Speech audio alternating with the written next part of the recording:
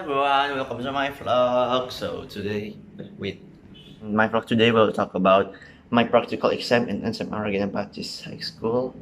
So let me introduce myself first. My name is Calvin Andreas Tiawan. You can call me Calvin. I'm from 12 Science 2, number 20, and okay, from now you will be watch my vlog about my practical exam. Okay, so check it out.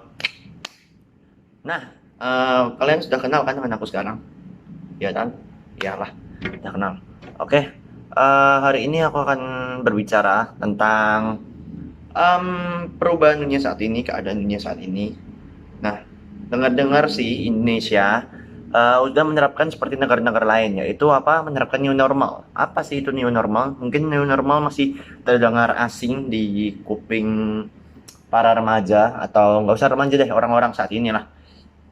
Mungkin awal-awal saat itu ya, mungkin masih terdengar aneh. Apa sih itu new normal? Kok kayak kebarat-baratan banget? Sebenarnya enggak juga. New normal itu adalah kebiasaan kembali orang-orang untuk melakukan kegiatan dan aktivitasnya kembali setelah sekian lama. Nggak lama-lama banget sih. Setelah kemarin isolasi mandiri, dan mereka diperbolehkan untuk melakukan kegiatan dan aktivitasnya kembali seperti bekerja, terus ya setahu aku bekerja doang masih yang boleh bekerja ya, bekerja dan keluar rumah, tetapi dengan didampingi oleh kegiatan-kegiatan yang disarankan oleh protokol kesehatan, seperti memakai masker, menghindari kerumunan, lalu social distancing, ya, social distancing, pakai sarung tangan, hand sanitizer dan lain-lain. Nah, walaupun udah ada new normal saat ini, tapi namanya COVID-19, virus COVID-19 itu masih bisa menyebar ke semua orang, kemana saja maksudnya. Walaupun kita sudah udah new normal dan mungkin udah mematuhi protokol kesehatan, tapi mungkin aja ini masih bisa menyebar ke semua orang. Jadi usahakan kita mematuhi protokol kesehatan, selalu mematuhi protokol kesehatan seperti memakai masker, selalu memakai masker saat keluar rumah, memakai sarung tangan, hand sanitizer, menghindari kerumunan, ya, dan mematuhi aturan-aturan dari pemerintah, karena mungkin COVID-19 masih bisa menyebar. Nah, dan karena COVID-19 itu virus kan, jadi menyebarnya sangat cepat. Nah, kita harus mematuhi protokol kesehatan sehingga new normal saat ini bisa berdampak bagi lingkungan sekitar, bagi orang lain, bagi diri kita sendiri, dan bagi perubahan lingkungan dan keadaan lingkungan di sekitar kita. Dengan adanya new normal ini, kita bisa menjadi lebih terbantu gitu. Orang-orang menjadi lebih terbantu karena mereka bisa melakukan pekerjaannya kembali, melakukan aktivitasnya kembali seperti bekerja di kantor, berjualan, dan lain-lain. Pokoknya melakukan aktivitasnya kembali seperti biasa, tapi dengan mematuhi protokol kesehatan dan social distancing, menjaga jarak. Nah, tapi ini juga membantu lingkungan sekitar kita menjadi lebih bersih, dan ini membawa dampak baik dan membawa perubahan lingkungan yang sangat drastis. Karena apa? Kita itu di rumah, isolasi di rumah semenjak COVID, sebelum diadakannya new normal ini. Nah, perubahan lingkungan itu sangat terasa karena tidak adanya pergumulan, tidak adanya kendaraan bermotor yang sangat padat, lalu situasi kota menjadi lebih sepi, dan sirkulasi udaranya lebih lancar lah, dan tidak adanya orang yang membuang sampah sembarangan karena kita kan di rumah aja. Itu membuat lingkungan kita menjadi lebih bersih, dan perubahan lingkungan itu sangat drastis dari yang kotor menjadi lebih bersih. Nah, itu pun yang menyadarkan kita setelah new normal ini bahwa lingkungan menjadi lebih bersih karena disebabkan oleh manusia sendiri. Karena manusia tidak buang sampah sembarangan, karena manusia tidak terlalu padat dengan kendaraan bermotor dan lain-lain. Nah, perubahan lingkungan ini juga berpengaruh terhadap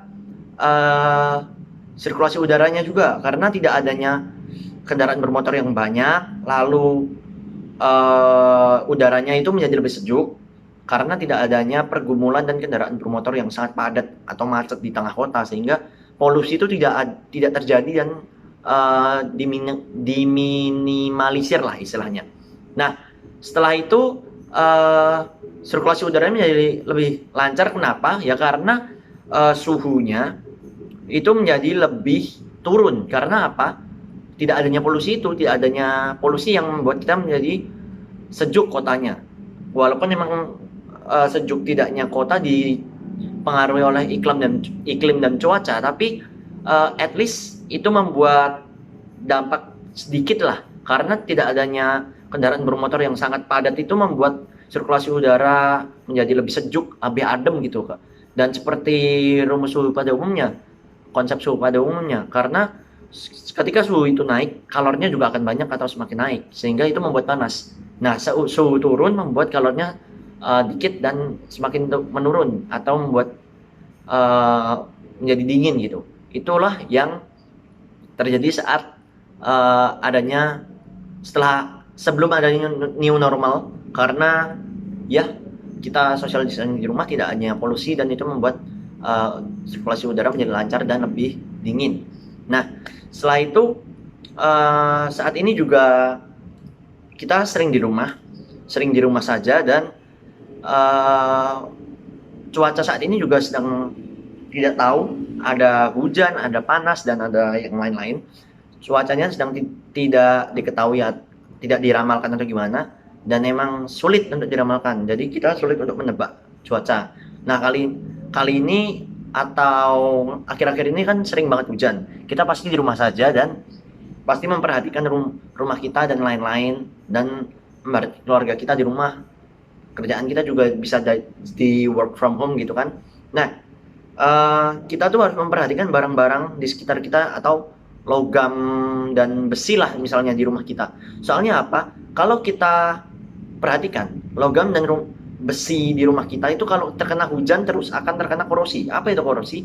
Korosi adalah reaksi redoks antara zat satu dengan zat lingkungan lainnya, sehingga menimbulkan senyawa-senyawa yang tidak baik, sehingga itu membuat kayak peristiwa perkaratan besi istilahnya. Nah, kalian harus mencegah itu dengan cara mengecat kembali atau melapisinya dengan plastik, sehingga itu mencegah terjadinya korosi itu. Karena korosi itu untuk barang-barang itu bisa membuat